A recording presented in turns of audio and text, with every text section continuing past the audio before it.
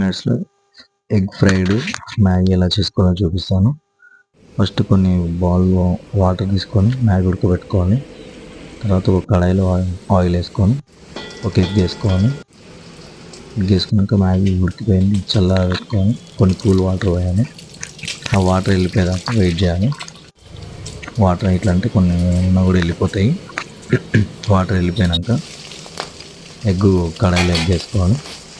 Egg fry కాగానే ఈ నీళ్ళు పోయిన మ్యాగీ మొత్తం దాంట్లో వేసేసుకోవాలి.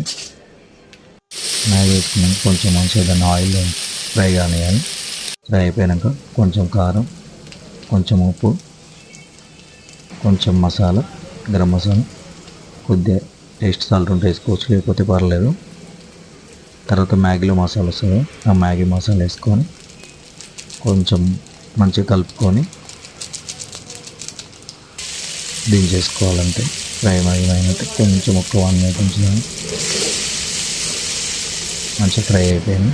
సో మ్యాగీ కంప్లీట్ అయిపోయింది. Ready, very tasty Maggi ready.